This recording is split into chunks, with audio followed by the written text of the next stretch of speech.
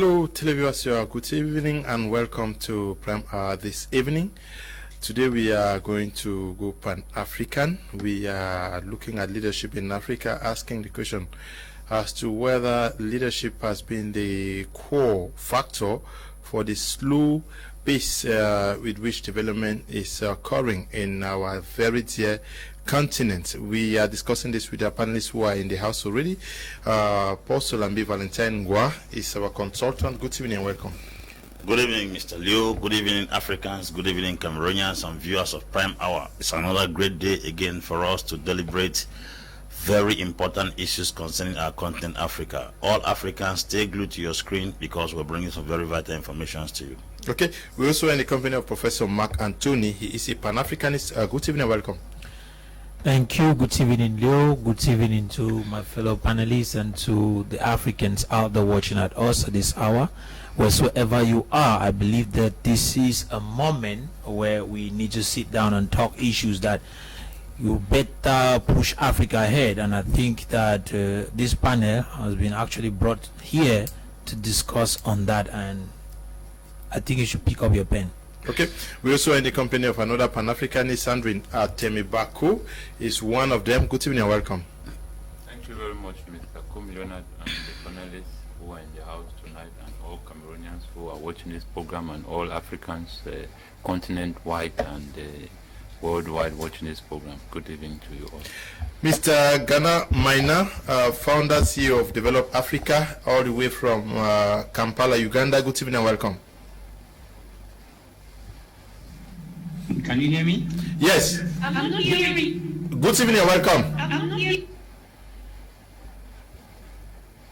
Yes, thank you, Mr. Leo. Thank you to the viewers, and thank you for having me from Uganda. How are you today? Thank you. I'm doing wonderful, Mr. Leo. How are you? No, we are good. We also in the company of Madam Veye Tata. She is the founder and CEO of Africa Positive. Good evening and welcome, Madam.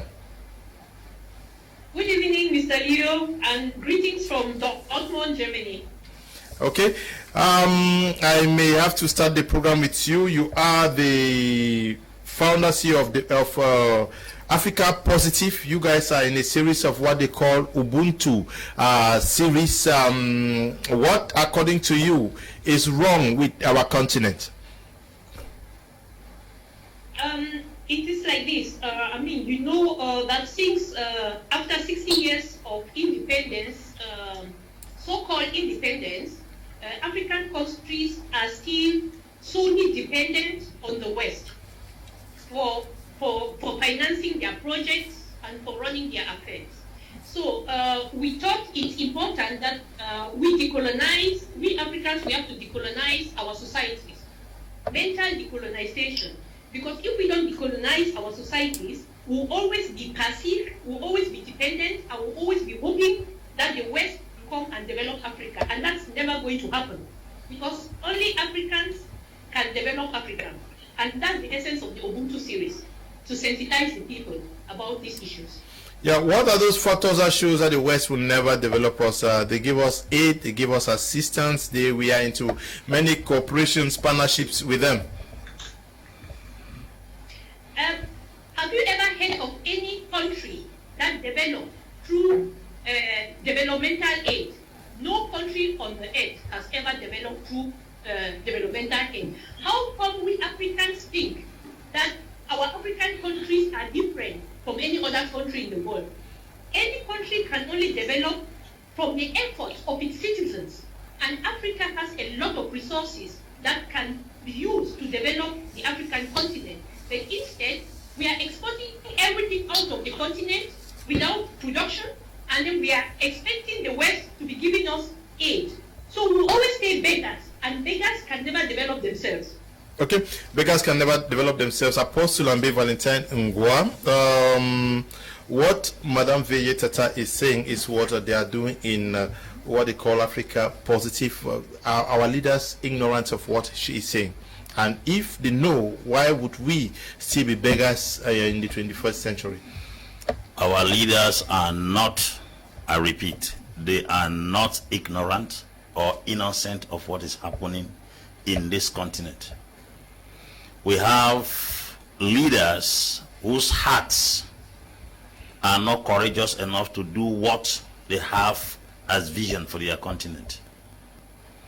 There is a portion of the Bible that says in Proverbs chapter 22 verse 7, it says the rich rule over the poor and the borrower is a slave to the lender. You see, slave trade has evolved from one stage to another. It has not been abolished. They have shifted from physical slavery to mental slavery. And that is a kind of slavery which is more dangerous. 2 Corinthians 4:4 says, the God of this world has blinded the minds of the people. A blind mind is more dangerous than a blind eye. One of the things we fail to understand in this continent is that the advanced slavery which has been introduced to us is not carrying us to Europe to go and work in plantations anymore. It's keeping us permanently in a position where we'll constantly be borrowing from the world, the International Monetary Fund, and the World Bank. And as long as Africa continues to borrow from the West, it maintains us as slaves forever. Maybe you have not come across that scripture, Proverbs 22 verse 7. A borrower is a slave to the lender. How does the African leadership or leaders come into play with the suffering of the masses? It is because these leaders are greedy. These leaders are self-centered. These leaders are egoistic. These leaders are very, very myopic. They go to power not seeing politics as a vocation to serve the people. They go there as a means to satisfy themselves. Like we said yesterday, genuine leaders are those who lay down their lives for others to live. As a matter of fact, being a leader, you are a sacrifice for the well-being of others. A few African leaders have proven to us that we cannot lay every blame to the colonial masters that came to Africa. Before I will continue, many other continents were colonized.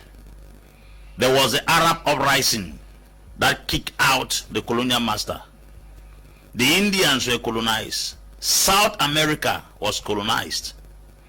Brazil was colonized by the Portuguese. But now Brazil is rising to become a world power. Are you people telling us that India, that was colonized by Britain, and Mahatma Gandhi picked a document in 1946 signed by the nations of the world after the United Nations and said every country has its sovereignty, and Mahatma Gandhi began a civil disobedience riot, non-violent, and because of that he pressed charges until India was given independence. India came from the root of the British. Rwanda we see today in Africa, let me not quote out of Africa because we are quote out of Africa, they will say it is because they are in South America, because they are in Asia. Rwanda came from the Belgians in 1962, gave them independence. We all know what Rwanda has gone through in terms of crisis and the civil war. Rwanda has bounced back. It was a colonized economy, but it is rising every day without even having the resources some economies have. Ghana was colonized by the British.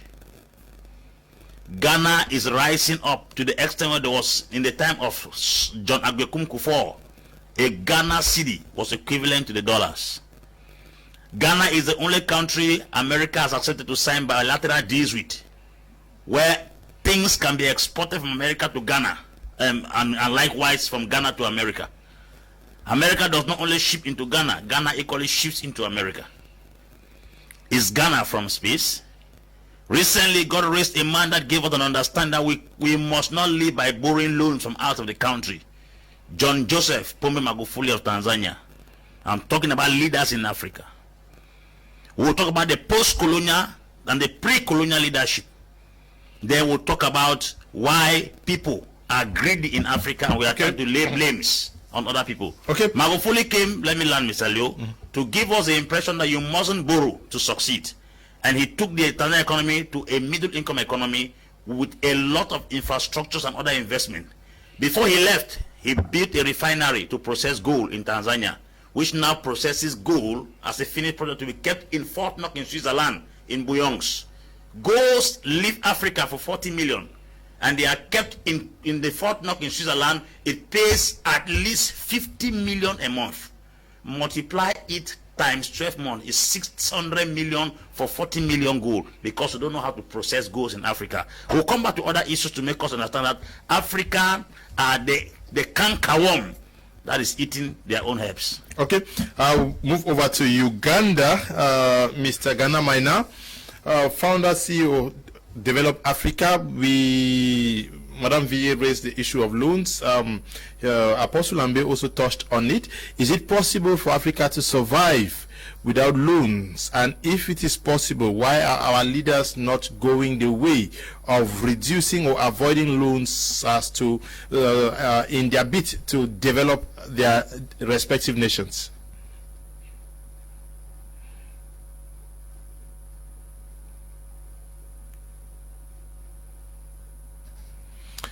Hello, Mr. Gana. Yes, thank you, Mr. Leo. Can you hear me, right? Yes, we're getting you. Let me first talk about the leadership before talking about the borrowing. Okay. We all know that every domain, whatever, if you want to be a journalist, there is school for it. If you want to be a businessman, there is school for business. If you want to be a doctor, there is a medicine school. But we never see a leadership school where those our leaders come from. That is the mistake number one. But now, my question is, who are we calling leaders first in Africa? Because we have two categories of people. We have just a politician who want to make a living, they don't have nothing to offer. And we have people who want to work for their people, for their community. Who are we talking to first? Because 90% what we have in Africa is just politician. A politician is just he's selling the air, he's selling lies to survive. He don't have nothing to offer you. Number one. Now, when we talk about leadership, we need to understand some steps how we can judge these people if he's a leader or not. How many leaders do you know in Africa, especially on that our French system colony, that they can stand to say that if this area has failed because our leadership will fail? Do you know one? Let's say our leaders stand today to say that the problem what's happening in the Anglophone region is Cameroon. We are responsible. They never take responsibility. Leadership is to become a responsible. If anything happens on the jurisdiction you are leading, you stand for it. Because you can't take the credit without taking the blame. How many leaders do you know have done that? Number one. And number two, when we talk about the leadership, the people we call our leaders, how many of them that you can sit on the table, they can give you the vision for the 5 years, 10 years, 15, 20 years? Few of them. When you come down about borrowing, we are neighbor here with Tanzania, John Pombe Magufuli. The 6 years he was in power, the country has not borrowed one penny from the international community. They never take a grant even for 1 penny. They refuse to take bet. What he have realized in 6 years, the past predecessor of 50 years have never realized what he meant with the country money, with the taxes, how he organize the country, how he stop corruption. So mean that if a country like Tanzania can do well, Cameroon can do better than that. Chad can do better than that. South Africa Republic can do better than that. Congo, Brazzaville can do better than that. Senegal can do better. Ivory Coast, we can do better than them. The issue is, do we have leaders who are ready to stand? Because you can be a politician, but you are not a leader. How many people, Mr. Leo, you know in any countries, either in Cameroon, in Chad, just they come, they say that we do political party, we are against this government. They talk a lot of things. At the end of the day, when they call them for the meeting, they give him a small envelope. Tomorrow he closes his mouth. So mean he was not a leader. He was just selling air. He was just hungry and he want to eat. Now, the situation we find ourselves in Africa here, we embrace the democracy so faster that we don't even know how it works. That's right. Yeah. Do you think that even we need democracy in election in Africa? I don't think so. Why UAE is the best country on earth? Did they have political parties? No. Did they have democracy? No. But they are one of number one, the happiest country on earth. Why?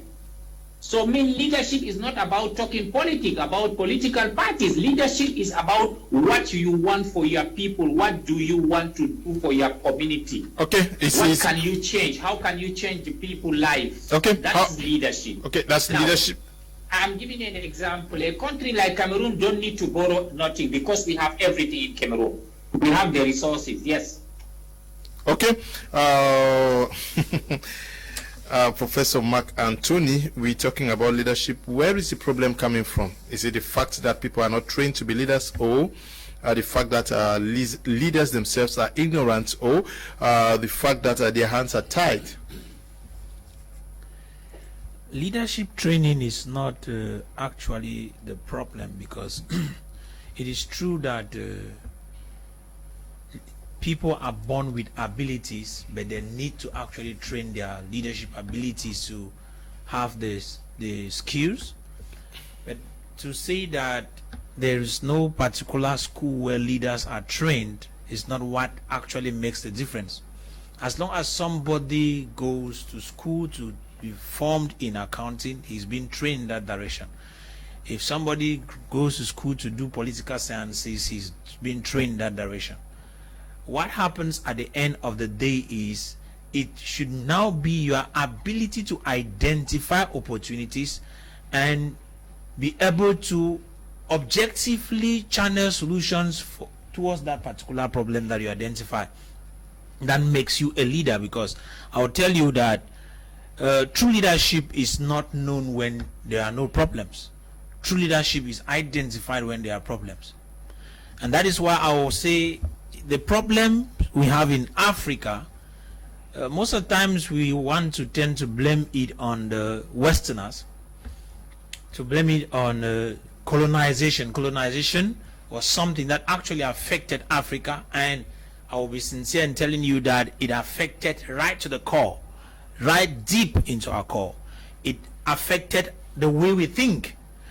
But should we now blame the failures that we have in our community entirely on that? No. Reason why I say so is because, like Apostle Ambe actually cited, there are individuals in this same Africa. If you go back, just remember some few years back in 1980s, young Sankara, Thomas Sankara, rose up and manned a nation, proved beyond doubt that you can stay in Africa and make Africa great.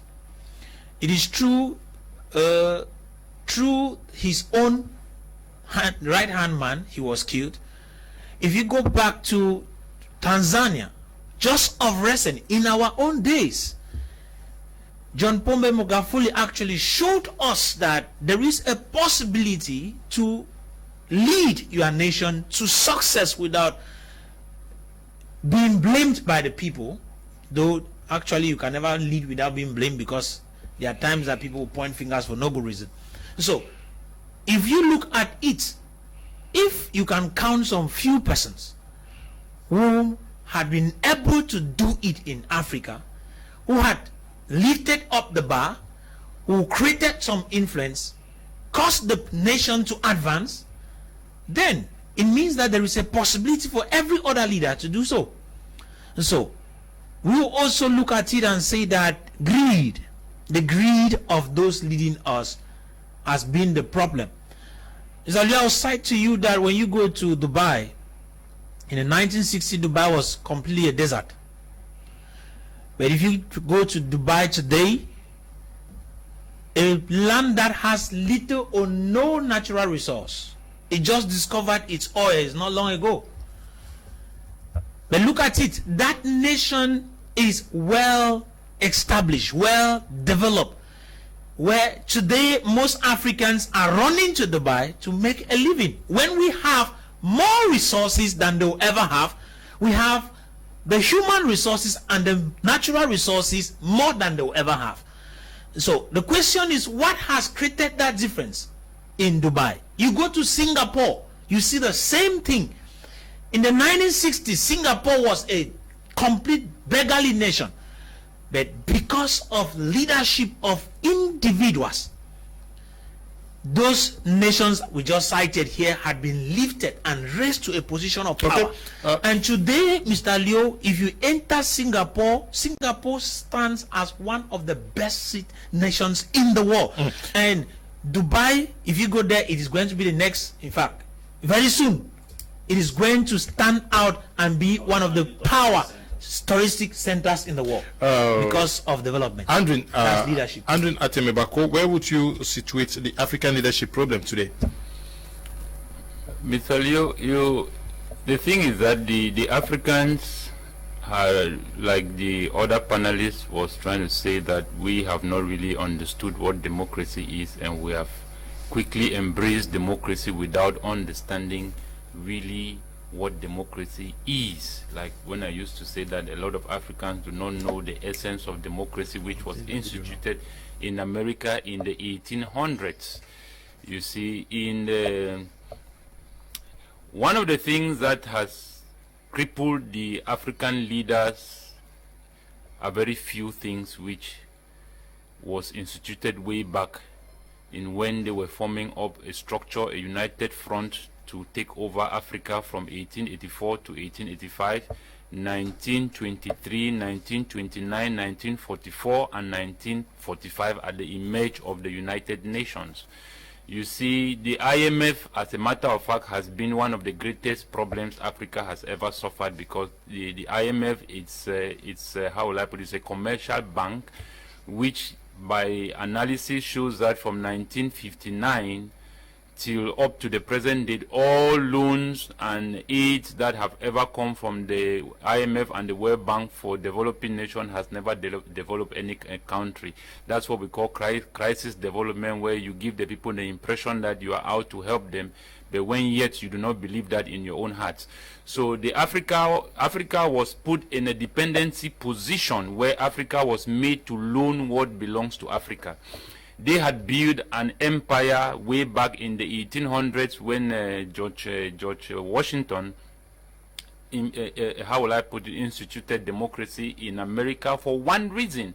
That was to give the people a distraction of a well-built structural legacy which they have exploited from the slaves for so many generations. And after they had built that empire, they now form what I call a team which plays to win for its own interest, both national and its foreign interest. They brought in now democracy to protect that interest and make America feel part of that exploit which they have achieved. And that was the essence of democracy. And that is why I say that democracy, which we have seen clearly from the level of the United Nations, from the level of the United States, it's the minority that rules the majority. And that explains the fact that that explains the reason why Africa has not been given veto power at the level of the United Nations, because Africa has been kept in that position intentionally by all this emergence of all those institutions, right up to the UNESCO, which was opened in 1944. All these things was perpetually to keep Africa where it is. So when they gave African what I call the reborn of the West in Africa in the 1960s as the independence, this was to give the Africans a possibility whereby they feel that they can now have a collaboration with their Caucasian brothers in developing Africa, which was a trap. Africa, as a matter of fact, stands to be the richest, not only the richest, but it's the richest continent in the world and has enough to bless and feed the whole world. And they understand that if they are going to stay up, because you can never have two masters at the helm of the power, you can only have one. So either Africa stays down and they stay up, or Africa goes up and they stay down. So this has been the principle whereby our leaders were subjected to loans way back from the very beginning. Another definition of poverty is when a man spends more than what he's able to earn. Africa spends more than what it earns, and that is the birth of corruption, and that is another definition of poverty, because it is the inability for you to develop what you have. And this is a state in which we have been kept, whereby we see that today the West earns more and Africa spends more. How do you explain the fact whereby all the resources are coming from Africa? How many multinational companies do we have in Africa that are exploiting the resources of the African at the expense of the future and destiny of the African people? So we are saying that if Africa is going to move forward, Africa will need either to seek and fight for its sovereignty, to gain equal membership at the level of the United Nations, or let Africa learn to live together with their Caucasian brothers by living apart. Because it's not going to work this way by the trend in which we are following. Okay, we are going to follow this short video done by Africa Positive. It is titled Ubuntu series, where they are depicting why Africa is where it is today.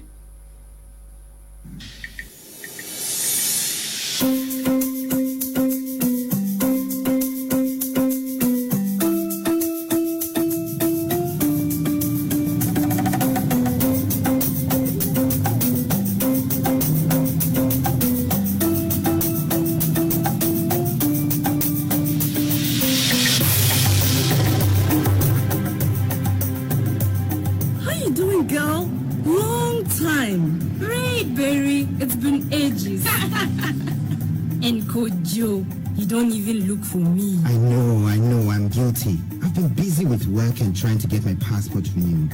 It's been over 7 months now. The queue and all, Charlie.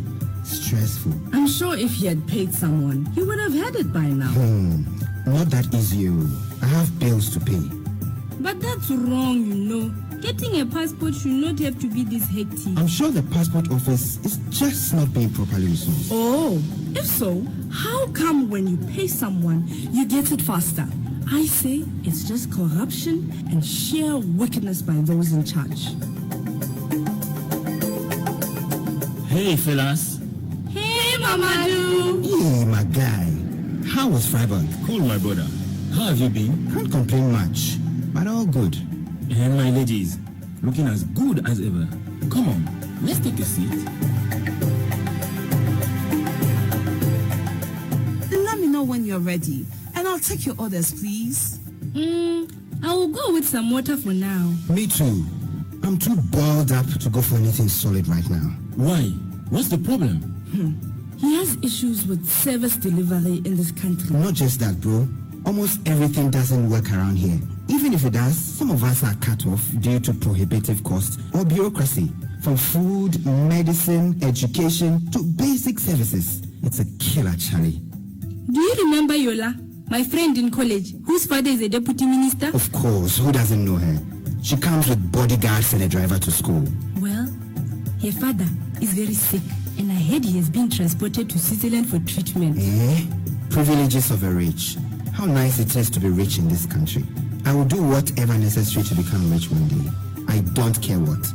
Well, I'll do the same if I was super rich. Don't you want to be rich someday? Don't get me wrong, Mamadou. I'm not against being rich. Just that the people we put in charge to use our taxes and resources to provide necessary infrastructure and decent living conditions are busy enriching themselves with those same resources while not delivering on their mandates. It is the responsibility of governments to invest enough resources in our healthcare sector, education, clean water, electricity, and other areas of common good. But sadly, they aren't doing their job. Most local politicians lack empathy, love, and respect for their own citizens. Why do they think they deserve better treatments? Exactly my point. We need to be careful the kind of people we elect to certain position of authority. Many seem qualified, but they are not. I heard Mr. John, the guy working at the local government hospital, bribed himself into medical school back in the day. He had very bad grades. A mystery how he is now a medical doctor.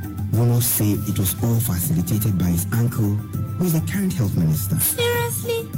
No wonder some of the doctors working in the general hospitals prefer to get their treatment from private clinics or travel abroad because they know how incompetent some of their colleagues are. But I don't think it can be all that bad as you make it seem. Unfortunately, it is, bro.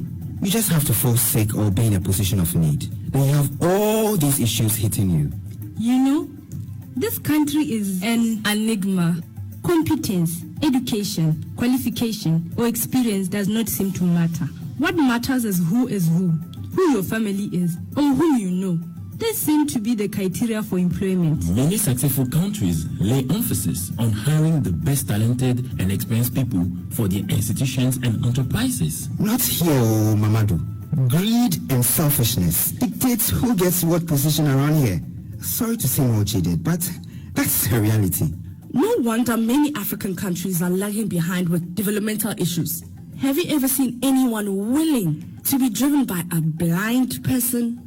When one needs a house built, doesn't one engage the services of the best architect for the fact that the house needs to be good and solid? Sure, some, if not all of these politicians, live in very well-built and guarded houses. How come they don't demand the same structural quality when awarding contracts for public construction works, or employ competent doctors or qualified teachers to serve the people?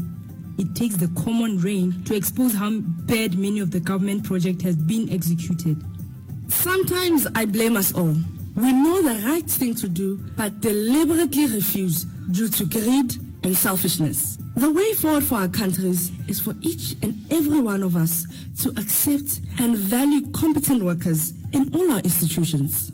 I agree. Knowledge and talent should be the core criteria for our decisions, not emotions, ethnicity, and family ties. Examine the efficiency of the diverse workforce of most multinational companies. The case of some African politicians is different too. They think they are so smart. They send their children to good quality schools and universities abroad and enjoy good quality healthcare there, but refuse to enable and commission such facilities back home. But that is punishing your own people and being wicked to them. Do we not deserve the same health care as the politician and their immediate families? If the Europeans were also behaving like some African politicians, where will the so-called African elites be traveling to for treatment? Have you ever heard that? The German chancellor left her country to get treatment in another country. Should be made to resign. I think I have a solution. Europe should start refusing visas for politicians traveling for medical reasons from Africa. That will force them to invest in infrastructure and in quality services in their own countries. Kojo, that is somehow being naive. You think the Europeans do not want to earn more money from this medical tourism? See, every Western country is vying for a share of this market. Those are capitalist societies, and the onus is on us to improve our systems and make Africa our own paradise. Please, I'll have to leave you people alone. I have an appointment at the university. Let us meet next time and look for solution how to make our countries. Okay, that is what they call an Ubuntu series done by Africa Positive. Madame Veye Tata is founder CEO of that project. I will get back to you, Madame Veye. What is it that you are wanting Africans to know? That we have poor service delivery, lots of corruption, so much neglect for that which is supposed to cater for the needs of the common man? Well, I think the first thing that I would like to mention is, when we are complaining about all the issues, all the challenges we have in our society, we forget to understand that those people who are leading Africa today, those politicians, they are a mirror of our society. So that means if we in our society, if we have low moral values, if we don't have empathy for each other, if we don't sacrifice on individual levels, how do we expect that when people become our politicians, that they are going to behave differently from us? So the message actually that Ubuntu is bringing forward is each and every one of us has a responsibility to change in the society. Each person on his own level, but it's very important that we have to have certain values in our society and moral that we have to respect. Because if not so, it will be difficult, to bring about tangible change that is going to impact everybody in the society. Okay, Apostle Ambe Valentine Ngwa gets her point to say that if we have incompetent people in our communities, We have very irresponsible persons in our quarters and in our classrooms, our job sites. Definitely the leadership that is going to be served to us is emanating from our societies. The problem we have to be asking is the persons who are in leadership. Where do they get the chunks of money that they take to Europe to go and cater for their health? If they say Africa is poor, the leaders' hands are tight. A leader's hand is not tight to build houses in America.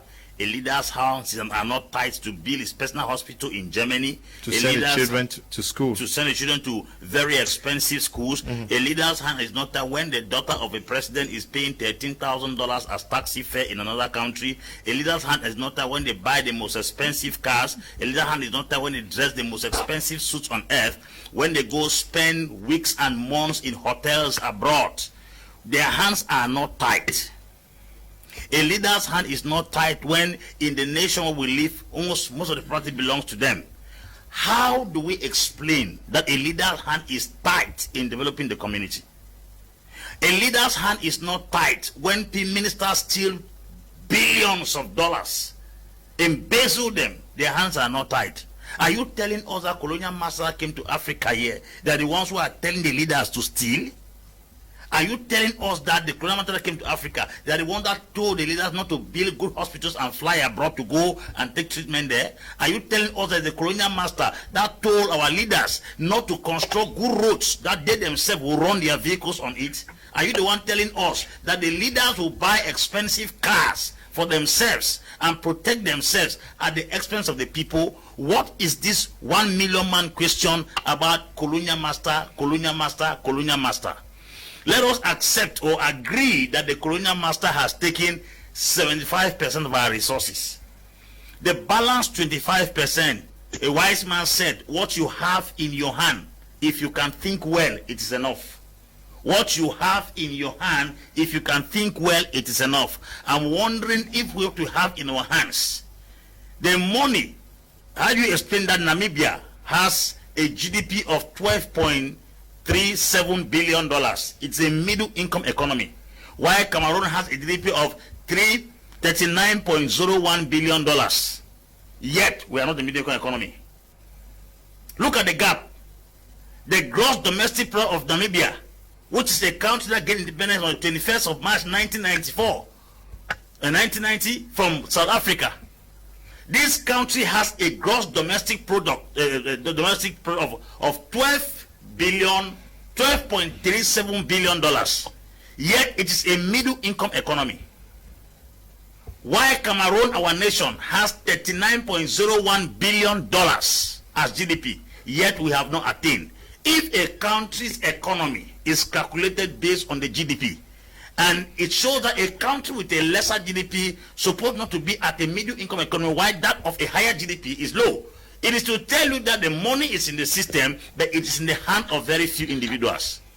You see prime ministers in Europe and other countries going to work on bike, but the convoy of a mayor, not minister, before we talk about minister and talk about president or prime minister, the convoy of a mayor, the convoy of a DO or an SDO in our community is money that can be used to construct at least 2 roads. Roads we don't have, but we have convoy that escort men to places. What are we talking about? If we say we are not going to blame the leaders of Africa for mismanaging the resources, we are hanging our weaknesses and our irresponsibility upon the colonial masters. The colonial masters themselves, they make a mockery of us because even the little they gave us, we have not been able to manage it. Why would the Chinese come to Africa and say Uhuru Kenyatta is an idiot? A Chinese man sits in Kenya, in Nairobi, and insults Kenyans, saying that you people are idiots. That's how we see you. Even Kenyatta is an idiot. I only came here because I needed money. Right in Kenya. It is to tell you that they have sat down, look at the way we operate, and realize that we are operating like poor of a very low mental capacity. That is to tell us that we have to wake up. Let us stop the blame game of colonial master here, colonial master. India is coming up forcefully, and it was colonized like any other country. It's coming up. Brazil is coming up. It was colonized by the same Portuguese that colonized Mozambique. that colonized Angola, that colonized Guinea-Bissau, that colonized Cape Verde. It's the same Portuguese that colonized Brazil, colonized Argentina. But those countries are rising and rising. I want us to talk only within Africa, because if you call Asia, they will say because it's out of Africa, or you call South America. I'm talking Africa here. Belgians colonized Rwanda. Why is Rwanda rising? Leo. Okay, come in. Leo, can I chip in a bit with something? Okay, Leo, come in. Leo, I think he's taking something. Sorry. Sorry, I have to chip in a bit. The essence of Ubuntu is to give the responsibility of development in the hands of Africa. We are not there. Ubuntu is there to say Africans have to take their responsibilities in their hand. Nobody is saying that the colonial masters are fault. Ubuntu is there to sensitize Africans that we are responsible. Madam Veye, he's just raising a point. He's not coming against what you said. No, he's rather buttressing what you are saying. I am supporting what you are saying, madam. Yeah, I thought they did. Okay, good. You know what? I think that's the essence. I mean, we have to see Africans are obstacles to their development. But that is what he's saying. Leaders, but Africans in general are obstacles to development. That is what he's saying. That's what I'm saying, madam. Yeah. Okay. You didn't get me very well. Because a few Africans have decided to lay blames on the colonial master. The song we have in Africa is that colonialism is the author and the trouble for our nations and our continent. But the truth is, colonial era has passed. What are we doing in this era as leaders of this time? What are we Africans doing in this post-colonial period? The education they gave us, we have discovered all the tricks that were in that education. We have preached against it and proffered practical ideas to counter the ideas that were instilled in our system as educational pattern.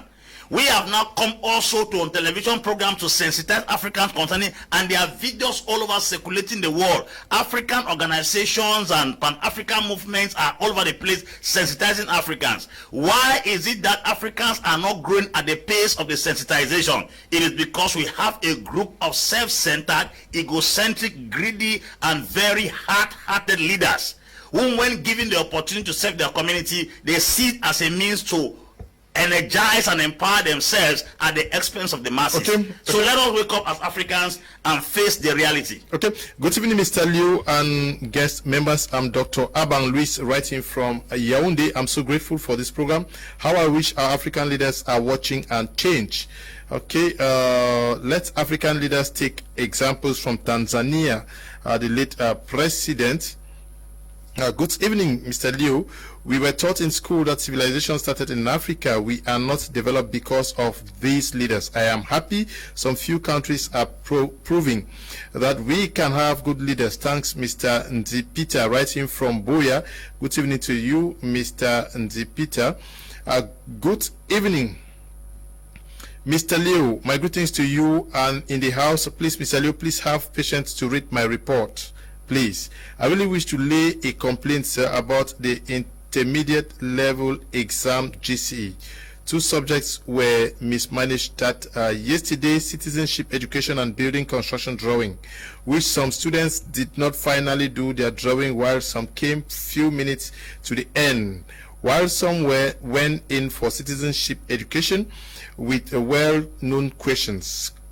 Course GTHS Bamenda was drawing, while GTHS Nkwen were writing citizenship education. While those were not doing citizenship went out to go and prepare their drawing, not knowing GTHS Bamenda changed the subjects. But according to GCE timetable, citizenship was to start first before drawing, as we wrote paper 1 in the morning period. But paper 2 for the both subjects was not correct, because students shared and received the questions through WhatsApp, which was terrible, and we closed at 7:40 p.m. while some closed at 8 with the poor conditions in the night. It was really terrible, Mr. Liu. I'm one of the candidates from GTHS Bamenda. Okay, we're sorry for that. Good evening, Mr. Liu. All of you should join me and pray for Pastor Ambe to be the president of this country. Okay, Pastor Ambe is not a politician. Apostle Ambe, not Pastor Ambe. They even call him senior apostle back now. I don't know where that title is coming from. Good evening, sir. Thank you for speaking so well of Ghana, my country. But many things have really changed for the worst. For the past 4.5 years, the Ghana government has borrowed money than all the previous governments since 1957. Yet we have nothing to show for it. Okay, it comes back to the leadership we are talking about here. Esther, writing from Yaoundé, says, hi, Mr. Leo, and to everyone in the house. Thanks for the educative program. Say happy birthday to Prof. Mark. I forgot yesterday, H with grace. Okay, good evening to you. Prof has received your greetings. Good evening, Mr. Leo and crew. The major African problem is lack of economic independence. Unfortunately, our leaders are not courageous enough to look at the European in the eye and tell them the truth. Dr. Arikana Chihombory questioned France's policy of collecting 15% of our finance, and the result was her dismissal. Yet African leaders couldn't support her in the move. We need economic independence to prosper. Derek Wala is writing from Chang. Hi, Mr. Leo. Please tell your man to stop talking about Article 9 of the Constitution if it's nice. Okay? I don't know what article you are talking about. But let me move over to Uganda. Mr. Gana Maina, founder CEO of Develop Africa. When you followed the piece that was put together by Africa Positive, they'll tell you that service delivery in Africa is too poor. They also raised the issue where African leaders would prefer to go get medical attention out of the continent. Should we be at this stage at this time? Thank you, Mr. Leo. We're always talking about the leadership again. And sometimes we are even forgotten that we are demanding something that is not there. Like you want to drink the milk, but you went to a dog. We are getting milk only from a cow. You can't get the milk from the dog. And even you get it, you cannot be satisfied enough.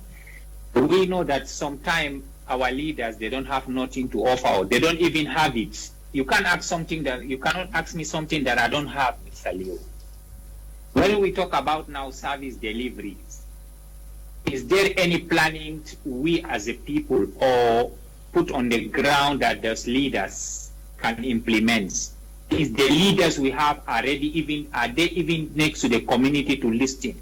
How many leaders we know in Africa that they can go to their community freely without fear, sit down with this community, discuss with them to listen what is the basic needs that they can fight for, at least to implement the needs? Few of them. We are congratulating Magufuli. We are seeing Magufuli drive his car going to any remote area of the country and sit down, talk with people, even drink tea, ask them. He can even call the woman on the street to ask her how things going. Our leaders have never done that. If you are not even closer to your community, how do you know their problem? All our leaders, they live in the capital. They are even going to their home village only the time for elections. For election, right? They are going to give them rice and bread, sardine lights, and come back, but they don't even know the real problem. So leadership is not about being on the power. Leadership is about be with people and make sure that you give him the basic services we need. At the end of the day, when we find out a layman, real population, they don't ask you too much. They ask you just the basic services, that education, school, healthcare, and all those things, that they affordable things that at least to make their life better. But meanwhile, let us come back, we now who in the platform.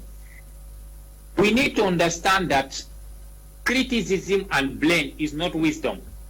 We will do that for the next 50 years, there will be no solution. We need to stand by ourselves first. We need to start to make sure that we are doing something on the ground to show people that this is what I'm doing. What have you realized first, to show that in my capacity, this is what I've done and I want people to join me. Anytime when I'm discussing with many people, you tell them, any country you go, when you see their leaders, believe me, he is the typical photocopy of the population. Either we like it or not, we will complain, we will argue in that. When you come to Cameroon, the president of Cameroon is a typical leader of Cameroonian. That is who we are. That's right. Of course, God will never give you somebody who's not for you. If we see someone is in the power, he stay with you, this is who you are. Maybe we are lying to ourselves, we are masking a lot of things, but the reality, God will never mask anything. This is your leader. Even the era of before the colonization, we were having the kingdom. When you go to those kingdoms, when you see their leaders, you know, this is the kind of population, because the integrity of the leader showed how the integrity of the people. But did we agree on that first? We as the people. If we don't agree, if we have integrity, we can't get these people as our leaders. So this is who we are. Okay. Man cannot give you what he don't have, Mr. Leo. Okay. Yeah. Okay. Thank you very much. I will still raise this issue. In the piece that was presented, somebody is complaining that to get a simple passport, you need to look for somebody to pay so that they can facilitate the situation. I'm sure that is what obtains also in Cameroon, even for identity cards. We have a very poor service delivery. If you go to an office for a public servant who is recruited by the state to serve the people, majority or to some extent they would want you to rub to oil their lips so that they can fast track whatever service you require from them. Yeah, Mr. Liu, that just goes to actually confirm what Mr. Gana was saying there. At times we want to point fingers at the president, not knowing that there in the crowd, almost everybody is corrupt.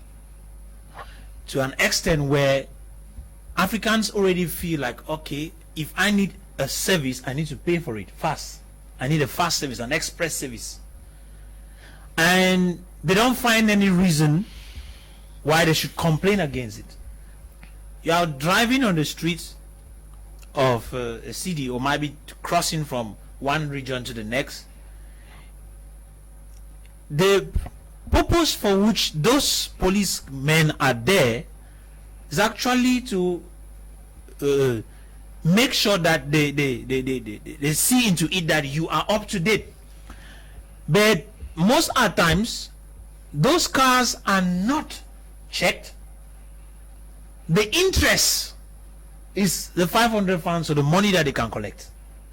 That goes to tell you how the common man who is down there is already corrupt to an extent where if you give that same person the opportunity to sit in that leadership position, in quotes that we are talking about, you will have the same results. So we have an Africa which is practically corrupt from top to bottom, or let me say from bottom to top, because all those leaders are coming from the crowd. And so there is need for not only civil societies, not only Pan-African organizations to keep on with the education, but there is need for us to go back to actually re-educate Africans on what it means to be an African. Servant leadership. Servant leadership. We have lost what it means to be an African, to an extent where somebody feels like, okay, if you are my brother, I can't do anything for you for free. But that is not what it used to be.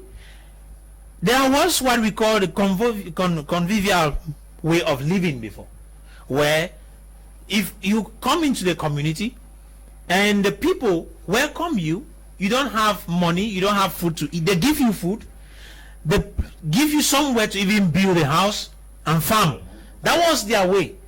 But look at it, where has that particular ingredient, that spice that makes this community working together, where has it gone to?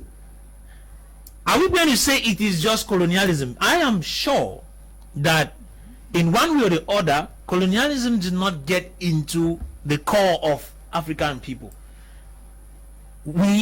Some of us were carried to Europe and to America as slaves.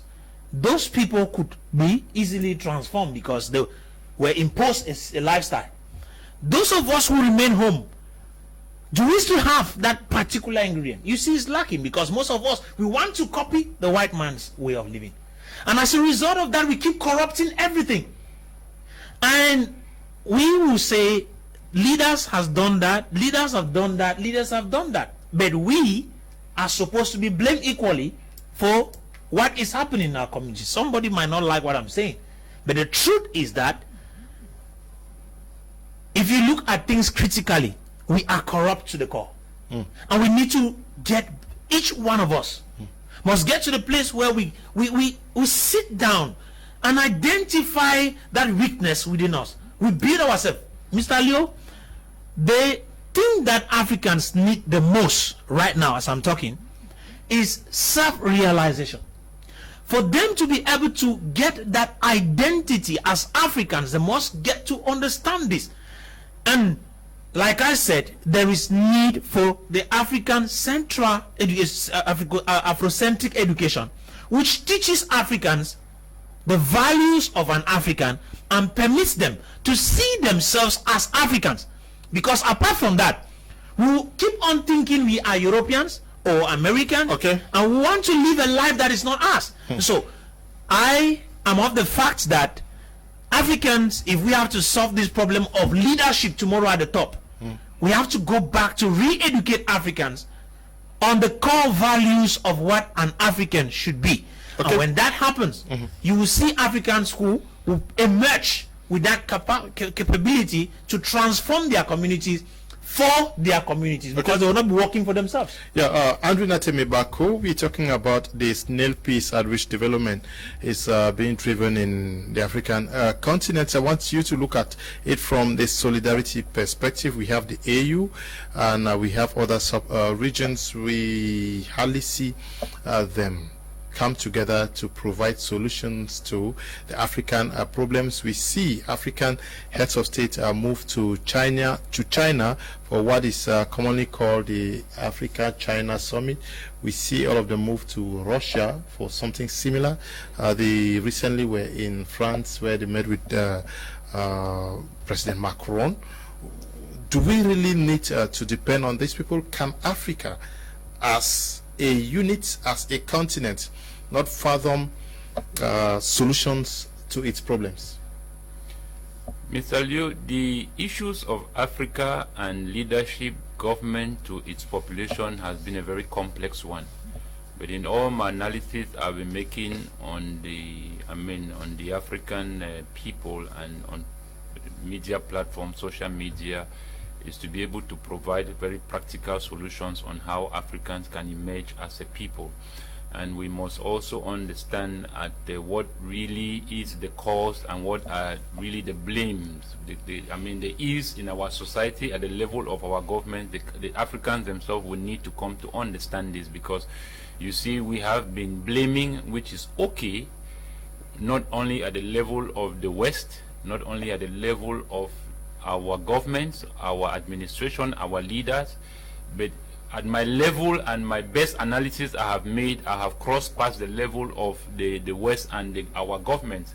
We are at the level of what can Africans do for Africans to build Africa for Africans, and that is where we need to understand and know that we cannot depend on our governments. You see, I've had a lot of people as well who have made very good analysis on few African countries that are emerging. But if you come to understand the intricacy and the secret behind their emergence, it will shock a lot of Africans that a lot of strings and conditions have been put in place for us to, in such a way that the audience does not see what is taking place behind the scene.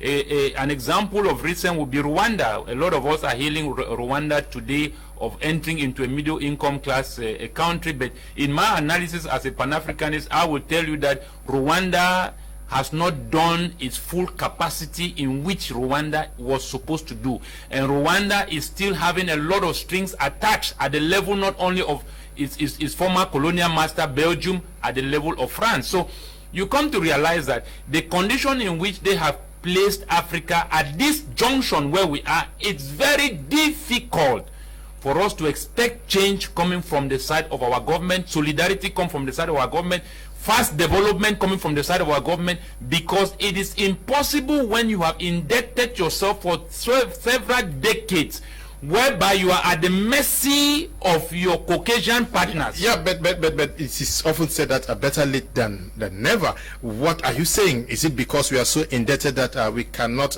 get back to the drawing board to see how to spring forth? The drawing board is not going to come at the level of our leadership and the unity. They have failed to unite themselves, because if you look at the way the international community is treating Africa, it's like handling each African country as a personal case study and not as a bloc or as a continent. As far as the level of the AU that we expected the AU to have been a union of Africa seeking the interest of all African member states, that has not been the case. And in talking about even the AU, like I have been saying, the AU really does not derive from the spirit of Africanism, does not derive from the spirit of the African people themselves. The AU emerged in 2002 after the bombing of the World Trade Center in 2001, for the interest of the United Nations and the EU, for the AU to establish itself in Africa as a spy. And that is why you can realize that the structure of the AU in Addis Ababa was built by the Chinese as a free gift of $200 million, a monumental secret how will I call it, cultural building that was supposed to hold the effigies and idols.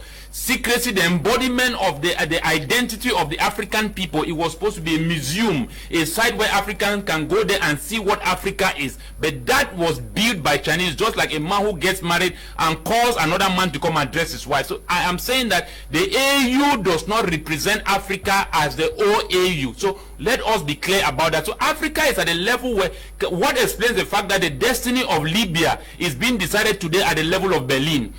Ethiopia is decided by Ireland, United Kingdom, and United States. Cameroon, Chad at the level of France. So they have made it in such a way that they have handling Africa independently in such a... Sudan has been in a condition for 3 decades where it received a sanction at the level of the United States, and no African member state, including the AU, could rescue Sudan from that sanction that America put Sudan. That is Mozambique. That is Ethiopia. Name them. All I'm simply trying to say here, Mr. Leo, if Africa is going to emerge, the people we are complaining as our leaders are just about 3%. What we are doing, we are conducting an independent organization with our own policies to make sure that Africans can celebrate Africans and seek solidarity with Africans around the world to build Africa for Africans. What explains the fact that we have in Africa all the multinational companies? Do you understand that, Mr. Leo, that the West has crossed the level of speaking as an individual? If France speaks today, France speaks as EU.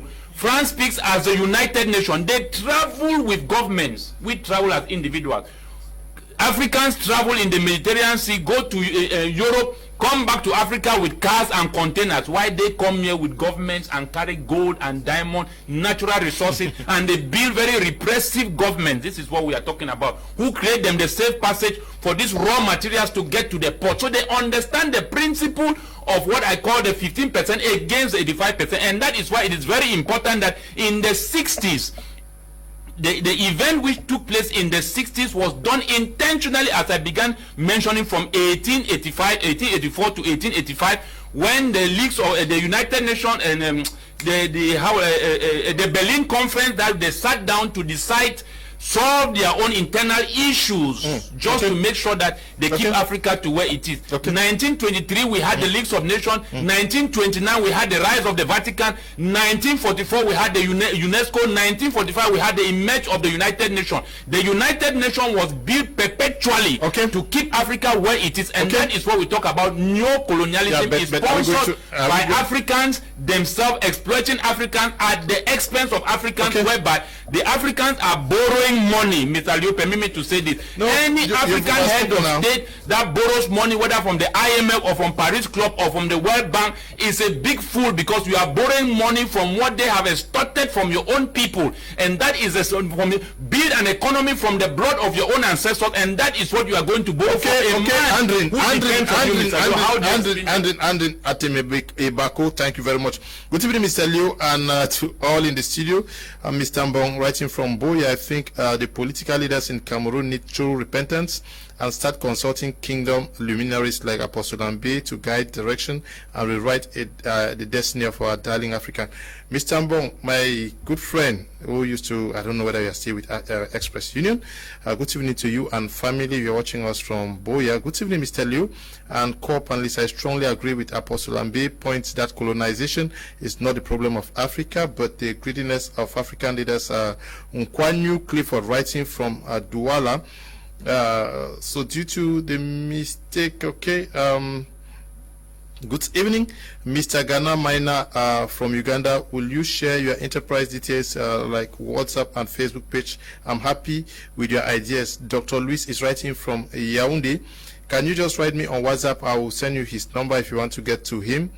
Good evening, Mr. Liu and the panelists of my media prime. The problem boils around self-centeredness and a crave for power from our leaders, such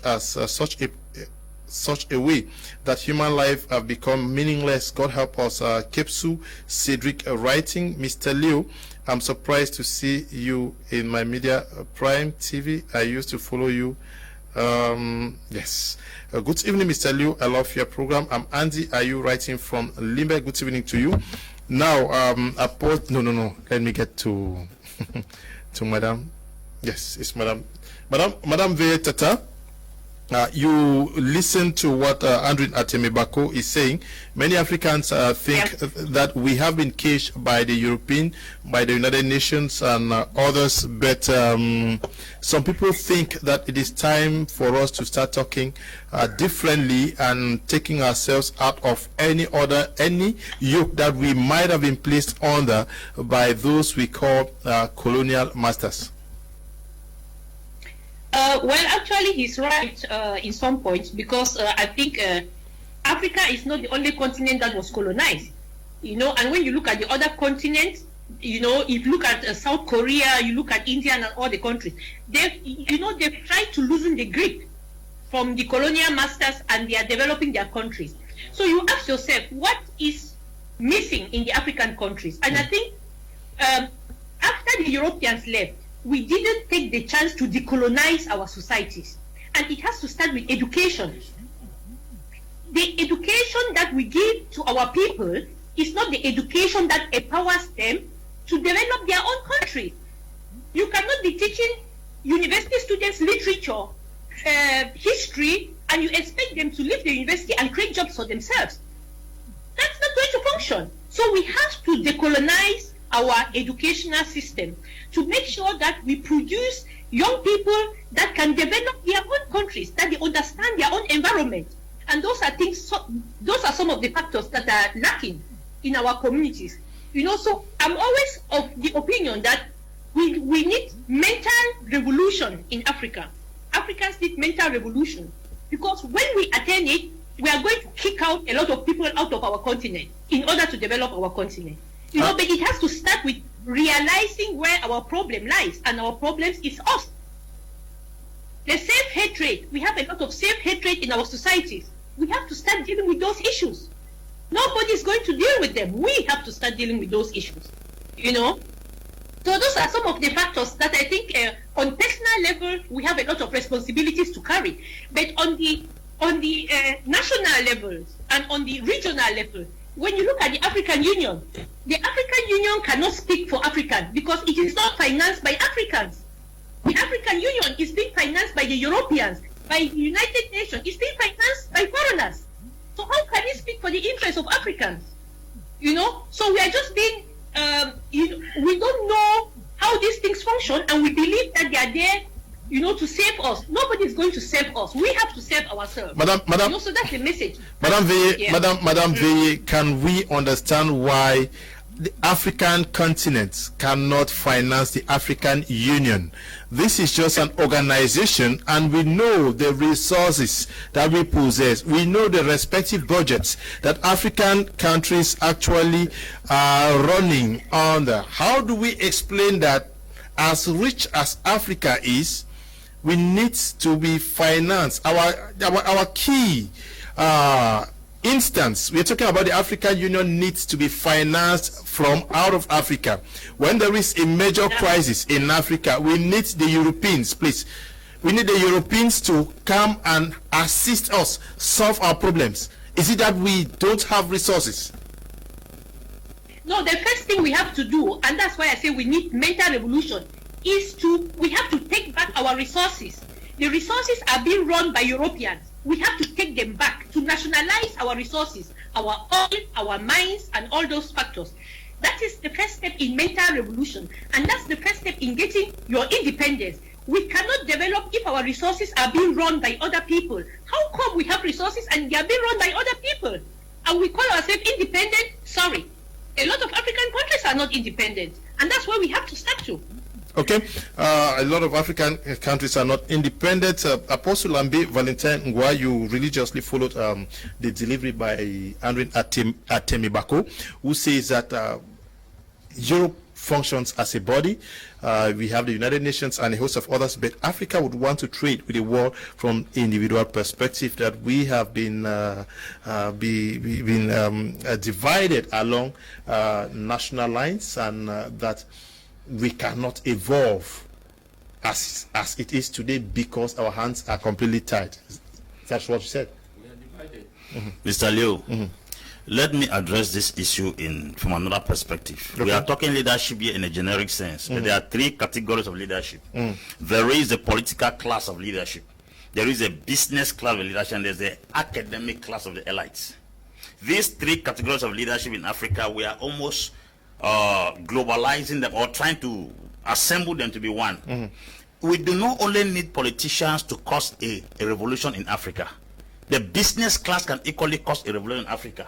If colonialism did not hold Aliko Dangote to become a multi-billionaire, I don't think colonialism can hold us from carrying out activities in this continent. We have Amadou Babadan Pulo. There are many, I don't want to cite, there are many. Given a few analysis on the different class of leadership, what about political leadership, the business leadership, and also the academic elites? No, we are talking about religion. Africa today imports so much from the world because of religion now. We are not dominating That's what I'm trying to let you understand, that if we are talking leadership, it would appear we are focusing only on political leadership. The person that negotiated the liberation of America from the hands of the British was Benjamin Franklin. He was a bookbinder in a printing press. He wasn't an academician. He was a little businessman. With his initiative, he negotiated France, and France came and they ousted Britain from America. That is not somebody who was in the political class. We are talking about liberation can come from any angle, because it would appear the liberation stuff is centered only in the hands of the head of states. Leadership can come from any angle. African leaders have gone to very high echelons. First and foremost, things like the Nobel Peace Prize was something that it was difficult for an African to have, until we have academic allies like Wole Soyinka, who came in 1986 and then won the Nobel Peace Prize in Literature, Wangari Maathai in 1994 from Kenya during the Great Revolution. I'm talking about people who can come from any angle. It doesn't take only African politicians to bring liberation in the continent of Africa. If Africa can have Dangotes and large Badampulo and other billionaires like 20 million or 30 million, because China is trying to raise 300 millionaires in the next 10 years. When a country is economically empowered, even the political class cannot make noise. Dangote influences presidents in Africa today because of the amount of economic wealth he possesses. We are talking about people booming the economy. Colonial masters cannot stop us from getting rich. If they were, that the billions and billions and hundreds of billionaires in Nigeria would have been stopped. That's the problem we're talking. There is Alex Onyema, the man who has Peace Air. He has about 30-something aircrafts. That's the man that trained America. And Nigeria is independent to a certain extent because of the amount of billionaires, people who can sponsor movements. Africa's economic backwardness is one of the major reasons why they are being dominated. Not the political flaws, not the political stagnation. That Aliko Dangote grew in this Africa. He didn't grow in space. Mo Ibrahim is a Sudanese British who is a multi-billionaire, and he empowers African presidents and gives them a reward of $5 million for good leadership. That's something that is being used to ginger.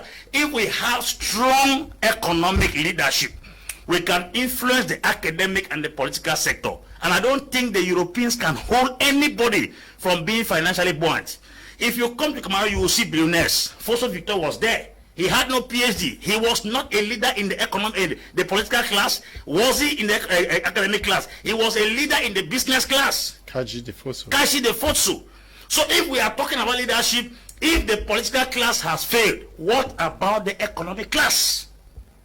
Those who are talking here, who colonize our economy also. These guys who go out of the country and they are setting businesses here and there, did they not see colonial masters in Africa? In South Africa right now, we have Veye. He is the one that controls the diamond. That's a businessman that came into Central African Republic and saw what was there and then linked it back to the government. When Central Africa had a little problem, the president was interested in the country because a businessman came there to set up a structure. Gazprom is a Russian oil company in Africa. Look Oil is the same thing in Russia. We have Total in Africa. We have Razer that construct roads. We have Root that construct roads. Those are state companies in different countries in Africa. How many African countries have state companies to manage affairs? You go to Nigeria in the civil engineering, it is Julius Berger that ties all the roads and carry all the structures there. It's a British company. Where are our own African companies that can stand and contest for road construction in Gabon, Equatorial Guinea, Brazzaville? All what we do is that we sit and make noise and eat government money. Cameroonians, Central Republics, Nigerians, set up your own Gazprom, set up your own Total. Total goes to the extent of not only extracting oil. We have Perenco, we have Friedlander, we have Total. Those are French companies, not just extracting oil here, they equally process and retail in petrol stations called Total. Where is our own companies? People who have no economic backbone cannot influence political activities. That is the reason why in most countries, it's the businessmen that decide who is the president. Okay. Good evening, Mr. Liu, and the other members in the studio. Please, to begin with, I will start with the educational system in Africa. We need to introduce or to empower ourselves with vocational education. Prince Ivo Ego, writing from Yaoundé. I would like Mr. Gana to come in after taking some messages. So let me just take 2 or 3. Good evening, Mr. Liu. It's Fon Elisha from Limbe. Africa leaders are just being selfishly, and we can't finance our resources. That is simply because we don't want to promote our own skills and potentials. This one says, okay, you're writing from Moyoka. Good evening to you. Good evening to all on Prime. Africa is poor because its former colonial powers want to keep it that way, not because of the choices of its leaders are making. Many conservatives, on the other hand, sweepingly see that corruption or bad governance are to blame without taking account of the obstacles many African countries face. Yet, it is in looking at the detail of how otherwise similar countries have taken different paths that lessons can be learned. Ken is writing from Limbe. Good evening, Mr. Liu. I don't think we have leaders in Africa because what I see are middlemen between Africa and Europe. Okay, this is Leopards from Mayemen Hospital, Manfi Road, receiving aid from PCC partners. Thank you. Good evening, Mr. Liu. This is Mr. Nji from Yaoundé. I'm so happy for the topic of today. I pray there should be a listening ear in Africa who can be a leader for the people, not a greedy politician. Mr. Ebako is speaking the truth. Good evening, Liu and crew. African problems is embezzlement, tribalism, corruption, civil wars, prolonged stay in power by their leaders, continuous loans from multinationals, lack of positive investment. The list is long. Only God can liberate us, the Africans. Emmanuel is writing from Boya. Good evening, Mr. Liu, and to all the panelists. Thank you for the topic of today on leadership in Africa. One thing I always ask myself this: do these leaders have conscience? And I came to conclude that most of them have sold a conscience. Kam Honorin is writing from Boya. Oops, very long message. Please, I like your program. It's very enriching. We really need to do a profound reforming of our mindsets, replacing it with African religious and communal mindset. It is a must. We really need a mental and conceptual decolonization. Achon Kwine, Ferdinand, writing from Yaoundé. Lots of messages from Yaoundé this evening. Good evening, Mr. Liu, and the wonderful cream of panelists are there on it. Again, poor leadership is as a result of too much dependence on the colonial masters and for the fact that the leaders want to embezzle. Thank God for electricity today. Daisy in Kumba.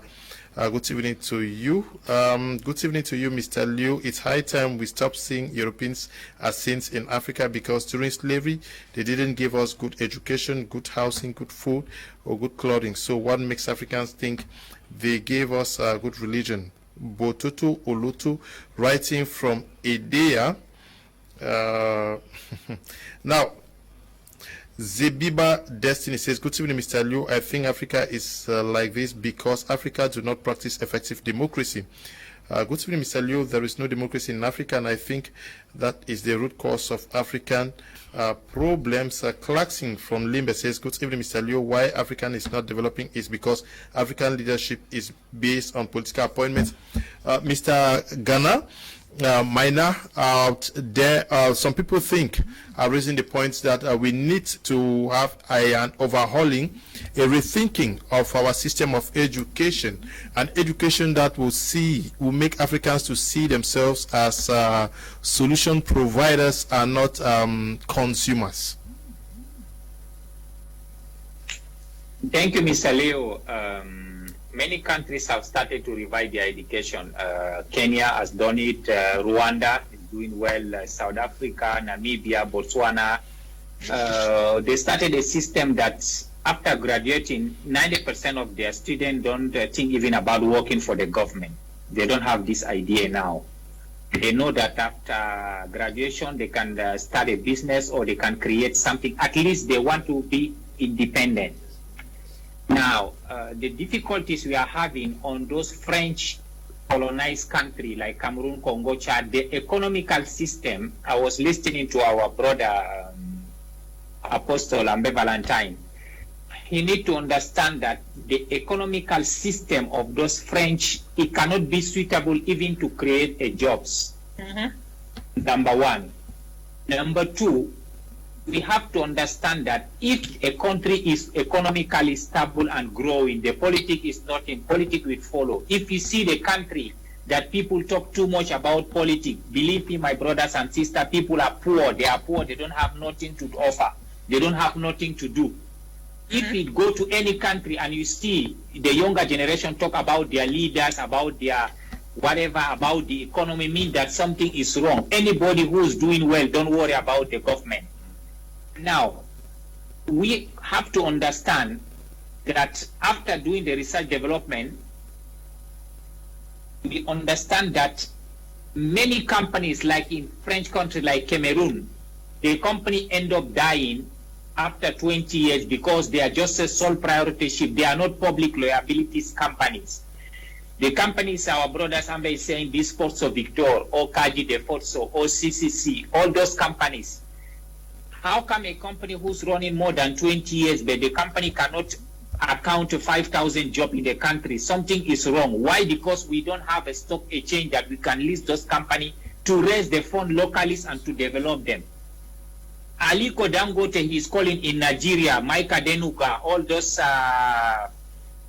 richest people in Nigeria, their companies are listed to a stock exchange that they are they have abilities to raise funds and to develop another countries. They can invest. When you see Aliko come to Cameroon to invest, he don't need any loan from the bank because he knows where to raise the funds. But we in Cameroon, we don't have it. I can assure you today, all those big Cameroonian companies, if the CEO die today, the company will die. We have more than 50 people, I can call the name in Cameroon, that after they are not alive, the company is completely gone. Because the company is not a PLC company, and it's just a family company. After when the son take over, he don't know how to manage it, and the company disappeared, and we are losing jobs.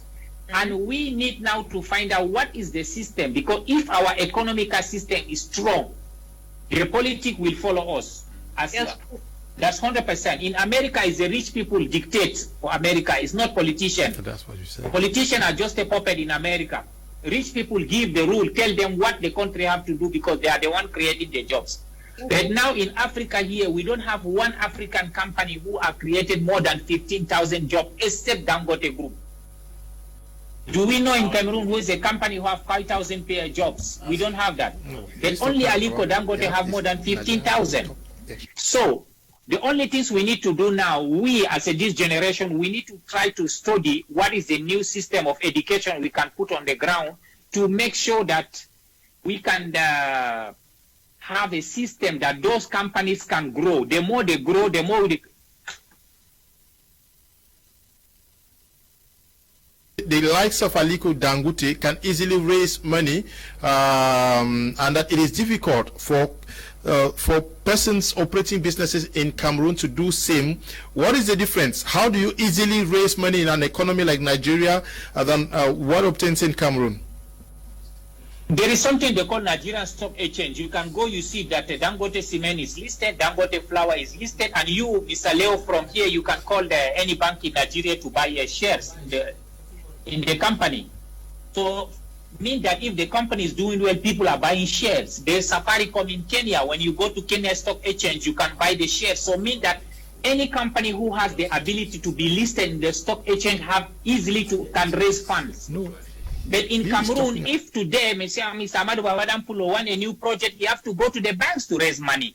So this is difficult. But if Cameroon have a stock exchange, and those Ndawarati, all the Kaji, the Fortso Veye, all those companies, CCC Soap, and Swakam, if they are listed in Cameroon stock exchange, we as a population, we can buy shares on this company. And the more we buy shares, the more company will grow, the more we expand to another countries. Can you hear me?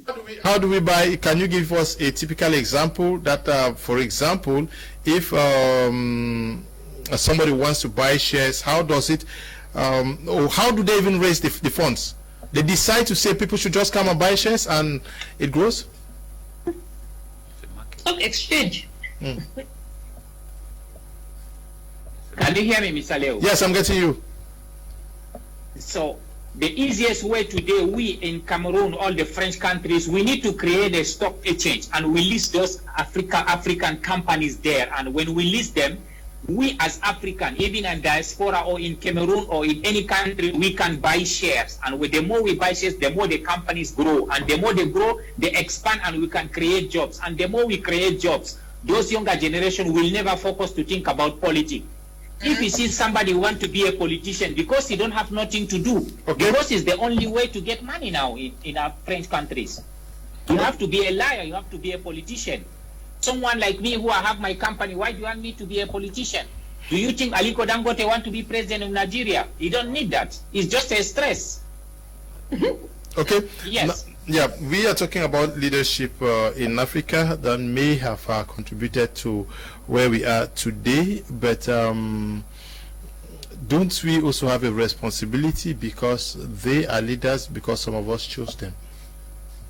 We have very low political education, and many young people themselves are not interested in issues of politics. It is true that Mr. Gana says that if we are economically empowered, we may not like to venture into politics, but that is where some key decisions are taken.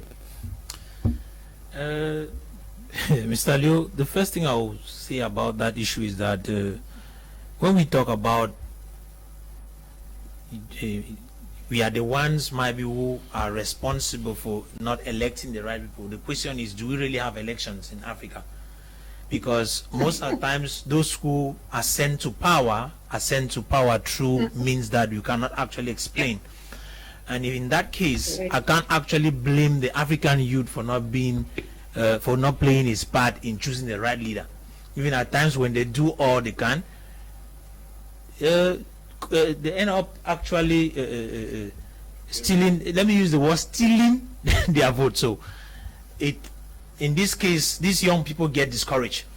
And Mr. Leo, concerning what Mr. Gana was saying there, when you look at it in a place like Cameroon, to be precise, let me be particular with Cameroon, it is practically difficult to raise a company and make money out of it. First, we have high taxes in Cameroon that discourages investment in Cameroon at a high level. And so a young man who is willing to make a difference, wants to get engaged in business, the kind of the policies that were put in place when it comes to taxes is bad. And I think that there is need for such things to be revisited if they will encourage the youth to do what they need to do. I started by saying that it is necessary to also remember that each one of us share the blame, but I can't put it all on these young people, on us, the citizens, because if there is success somewhere, there is a possibility for it to be everywhere. But if you see that this success is lacking in most of these places, then there is a reason. And so what is that reason? I pointed out earlier, we have a problem of greed in Africa. Most of those who are sent to leadership, political leadership positions, are not going there because they want to lead the nations. Don't forget, most of the people we call political leaders were poor individuals in their communities and had the opportunity to access power. When they got there, they thought it was their farm, and so they turned it into a farming, and they started harvesting at the detriment of every other African. And that is one serious problem. So in this case, greed is actually working in that particular part. And furthermore, Leo, when you look at it, ask me the reason why a young African should go to the polls to vote. I will tell you, most of them will find it difficult. In fact, they'll be discouraged to go to the polls to vote, knowing very well that before they go for elections, it seems as if they already know who is going to win. And as long as that is the case, most of these young people get discouraged. And that's why you have voters' apathy in almost all African nations, precisely the French speaking nations. Most of these nations, they are discouraged, the youth are discouraged to get involved. And so I will not put that blame on the youth. I will put it on the political class, whom for their greedy reasons have done everything possible to destroy that political base. And like Mr. Gana said at the start of this, we also have embraced a foreign culture, what we call democracy, thinking that is going to work in Africa. In fact, it was forced down our throats because no African leader was willing to implement that. During the days of independence, they were fighting, and most of them wanted to institute socialism as their system of governance. But look at it. They were forced with democracy, the so-called democracy that brings a system that completely destroys, and let me use the word, destroys communal life and uplifts individualism to an extent where the African person who before could live together with one another has become an enemy to the brother and sister. And so we are talking here. I will go back to insist that the real problem that we have at this particular moment is a value problem, is a cultural problem. And until those things, that's why I said there is need for an educational system that should be set up, which will revisit these areas, reinstitute the values that our ancestors had, to educate Africans to believe in Africa and to believe in themselves. You know, the whole idea of self-hate that we have today is not something that came from the air. It is not just popped into the hearts of Africans. It came through calculated means. The kind of education that our colonial, this time I blame the colonial master on that, brought to us. That education has corrupted the African person from within. And so I heard Apostle Ambe saying that, okay, if they succeeded here, yes, I buy that position. But there is also another issue we should understand. That if somebody, by virtue of wrong education, miseducation, has been corrupted to the fault, it is practically impossible for that person to just get up one day and step up and be great. No. That's why you have selected cases. There are few. There will always be exceptions. So we can't generalize the whole thing and say that everybody can be like that. No. And so there is need for us Africans to get to know that there is a problem with each one of us. And that problem is coming through the kind of education we had. And until that is completely abandoned, then a new one set up that will remind us of who we are. Okay. We will keep on living a life of a stranger, though we are Africans. Okay. Good evening, Mr. Liu. Good things to you all in the studio. Joining late, Brett from Dubai. Mr. Liu, I like what the man finance is saying about the stock exchange. I did finance in UB and doing capital market financing now to be certified. So even certified commercial banking and credit analyst, I will wish you to help me with his contact. In fact, I have been waiting for a financial talk like this. Please, can you just write to me after the program? I'll send you Mr. Gana's number. Those who need the numbers, just get to me after the program.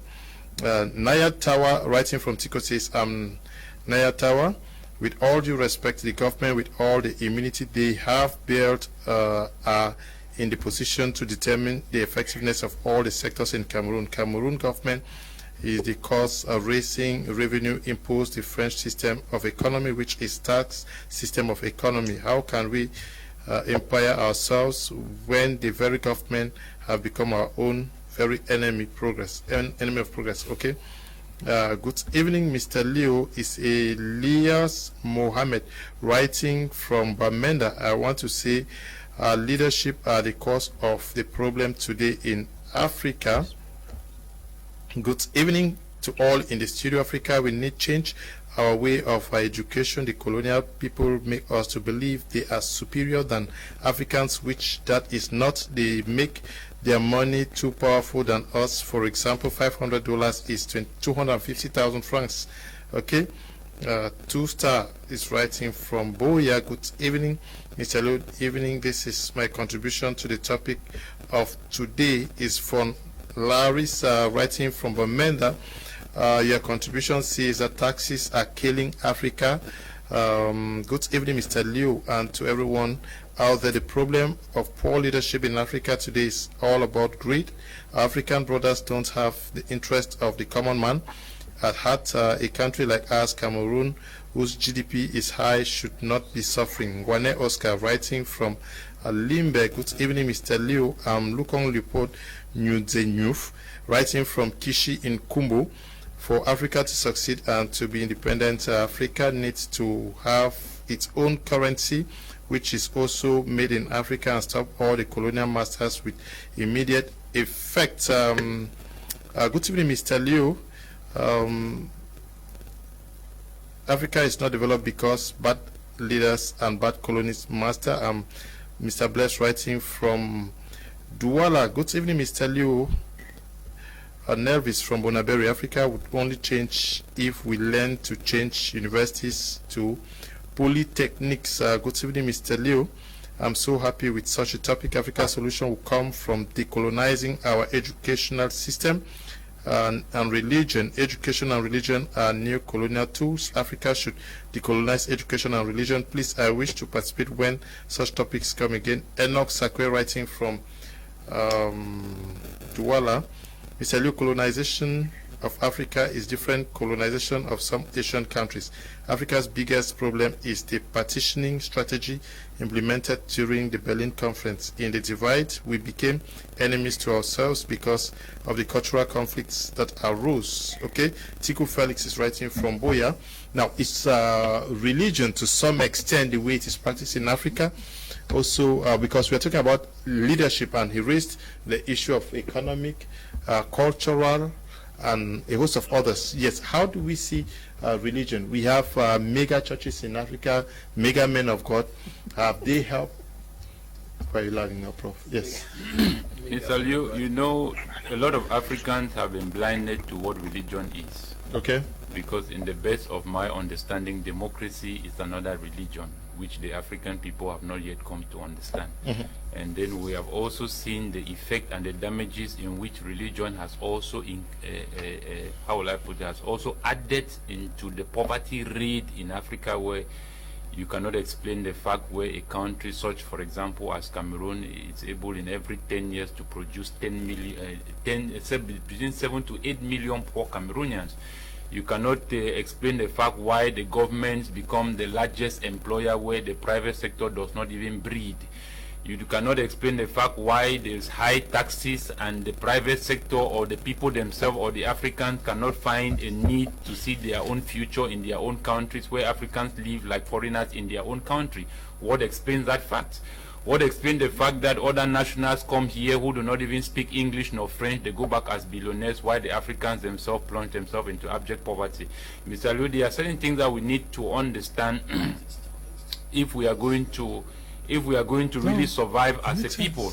Because when we are looking at the youth population that may not be so much involved into politics, the youth have no blame here to be taken. The only blame here they have to receive is being responsible at this junction in bringing the kind of change that is going to reflect a better Africa for tomorrow. When we talk about trying to give other examples of other countries like Asia, we cannot compare Africa and Asia. Africa's story is different when it comes to the level of the colonialists. Why do you explain the fact that when Biden entered power, the first bill he passed was giving the Asian Americans full rights? The same LGBTs who went on the street, and for all the years the blacks have lived, our people have lived in the United States, their rights have never been given, even as we speak. So we have to understand that the case of Africa is different when it comes to the how will I put it, the continent or the international country-wide point of view. Africa, as a matter of fact, there is no African country that will say that it has even we have not even seen 1/3 of our Africa's potential. Anyone who has seen the movie of Wakanda, that is an idea of the ability and the potential that Africa carries. And we need to understand that at the junction, Mr. Liu, where we are, it is true that democracy cannot be practiced in Africa for very obvious reasons. In a continent where 85 to 80% of its population lives in abject poverty, you don't expect those kind of people to go to the polls and vote, because their consciences, they have lost their sense of freedom and liberty. They are at the level of looking for what they can eat a day. That is the way they have reduced the African population. When it comes to democracy, it has been an abuse to the African society. When it was instituted in America, they had already built an economy using dictators. In Europe, they had built an economy using dictators at the expense of the African people. Today, why do you think, Mr. Liu, when this is what we talk about neo-colonialism? In the 60s, it was mandatory that Africa and its government must have democracy in its constitution. What led to the invasion in Libya? They said Mohammed Gaddafi was not respecting the constitution because he was building a system for himself which befits his people, and NATO went down with the help of Obama and bombed the hell out of Libya. That is, Libya today is being reborn at the level of the second Berlin Conference too, in Germany. So what are we saying? We cannot deny the fact that neo-colonialism is being sponsored by Africans who are compromising with the imperialists to exploit their own people and to support, to exercise their own tyranny, Mr. Liu, over those that are beneath them, to support the prices of those that are above. We must understand one thing here, Mr. Liu, that all men are born with honor. Honor is something that all men are born with. Okay. It cannot be granted to you and it cannot be taken away from you, but it must certainly not be lost. So here we call in for solidarity. We call in here for unity. We are calling in the mass population of the African youths who are yet to come to the realization that their future and their destiny is being exploited in the presence of these multinationals that are in Africa, Mr. Liu. We want a free Africa where the Africans themselves can have future in their own country. There is no need, Mr. Liu, to find Africans leaving Africa. Tell me, what does the West have that Africa does not have 1 million times than what the West has? What accounts the fact that Africans are leaving Africa? So we need the kind of leadership that are going to pass through the doors of the masses, and not those that have been appointed, and not those that have been influenced by the West in building very repressive governments. We are out of time. Others have to speak. Good evening, Mr. Liu. I want to thank you and all panelists. I wish to add to what the last speaker said. A stock exchange market was created in Douala, but it's not functioning since its creation.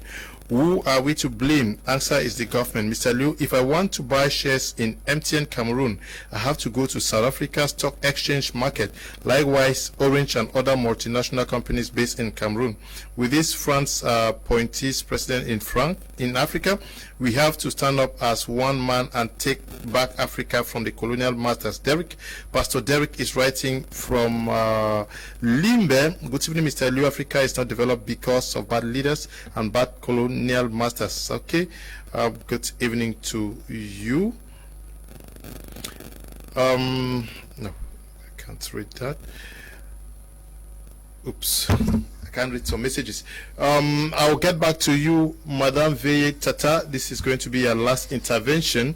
Africa Positive, what are the activities? What is the way out? How do you intend to mobilize Africans to regain their dignity and chart the way forward for the continent? Well, as you know, we've started with the Ubuntu series because I think a lot of people don't read. That's something that we also have to acknowledge. Education is not only going to school, but it's also informing yourself, reading a lot and getting knowledge, general knowledge.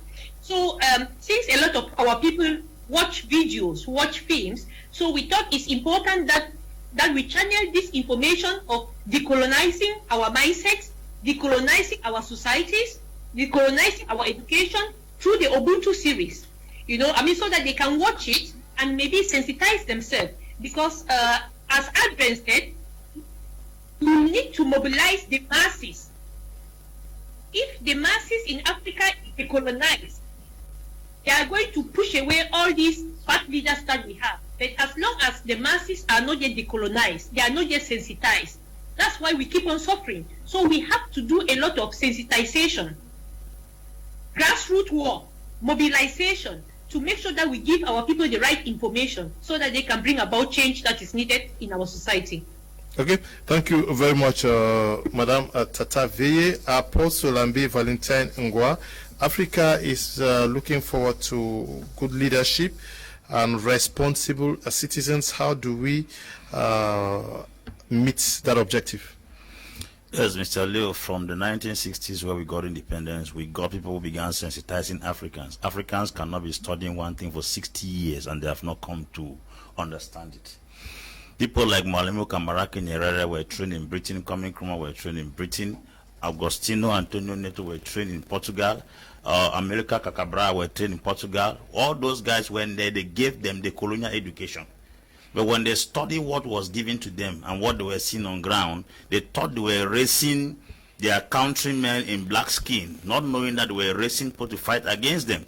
You mean to tell me that Malemo Kamaraki Nyerere, Julius Kwame Nkrumah, America Kakabra, Modibo Keita, Sekou Touré, Thomas Sankara, who rose and began sensitizing Africans since around the 60s and the 70s. At this level, Africans are not sensitive enough to have known that the education given to them is wrong.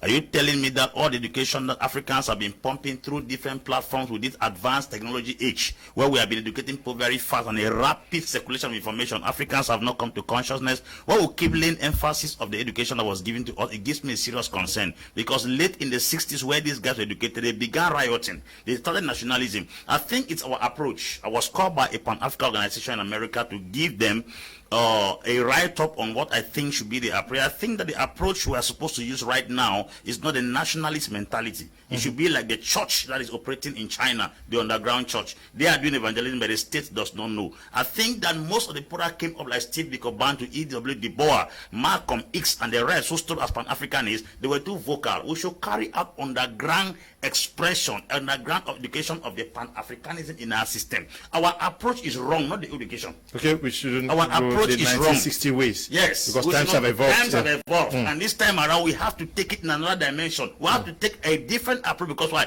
The approach we use eliminated all our giants. Okay. So the approach is the problem, not the education. We should stop emphasizing education. People are well educated. Yes. 1 minute and 1 minute for Ambe will not see that part of education, but I'll always remind. No, I've seen the part. Education I repeat it. I've seen that part of education, but people have been educated enough. Please, 1 minute. The education of the African person is not an education that will help the person to identify himself.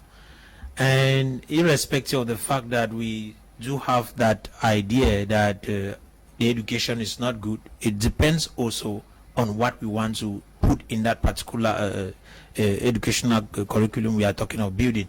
It should not just be about struggling to form people. I will tell you, the success of a nation depends on its individual, on the people, the human resource. And that's why if you go to the UN actually measures the wealth of a nation by 3 words. You have those words, gross national productivity. Okay. And so unless an individual is productive, it is practically impossible for you to see a nation grow. So we need education, a system that can actually encourage and build capacity for people to come out. Andrin, Ebako, yeah.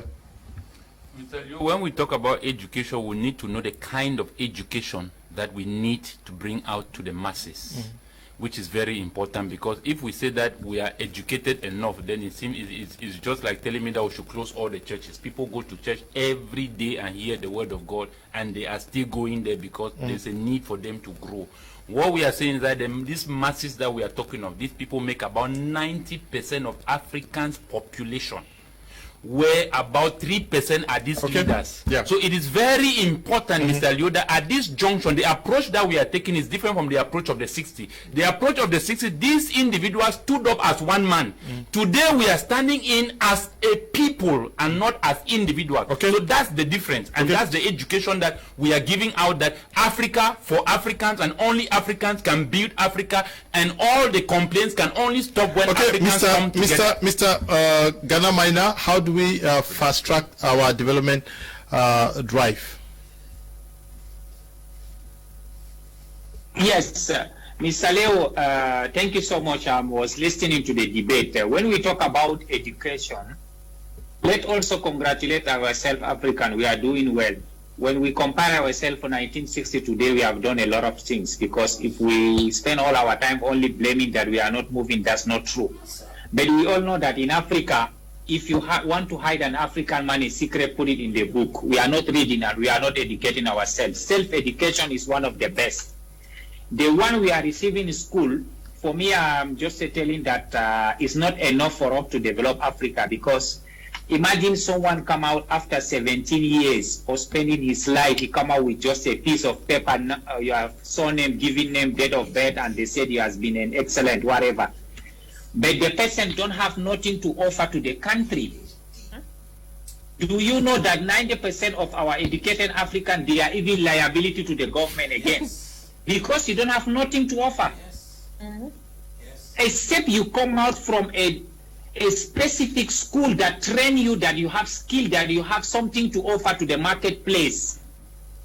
You say, no, j'ai la licence en droit ou en sciences économiques, and you don't have nothing to offer. What are you going to do for the country? But if this guy come out is a very professional carpenter, he will more professional than you, because he can go to the terrain now and survive. But you, with your license and develop and draw, you will die with hunger. So mean this education. Okay, Mr. Maina, thank you. We need to go back and make sure that we train more our Africans to be productive in certain domain, that they can bring their contribution. Contribution matter. Okay, thank you very much, because Mr. if you don't have, Mr. what Mana, is the difference, yes, Mr. Leo, between a CEO of the bank and the cleaner? All of them, they are same citizen. Okay, thank you very much, Mr. Yeah, thank you, Mr. Gana. When you arrive in a company, you find out this. Mr. Gana, thank you for coming to participate in today's edition of the program. Say again? I cannot hear you. I said thank you for participating today. Thank you, Mr. Leo. And to you, Madam Tata, thank you. Thank you for having me. It was a pleasure to discuss with such great minds. Okay. Thank you. Have a nice evening. Okay, you too, and thank you, Apostle Ambe Ngwa. Thank you, Mr. Liu. Okay. Africans have been learning for 60 years. Okay, thank you. Thank you to Mr. Liu, and to those who are watching us. And also to you, Andrin, Ebako. Thank you for coming. Thank you very much, Mr. Liu, and all the viewers. Okay, we also want to thank you all who took time off to watch the program this evening. The production team, wonderful job. Desmond, Eli, and the broadcasters, and to you, Tambe Bryant, supervising the work we do out here. Stay blessed. Bye-bye.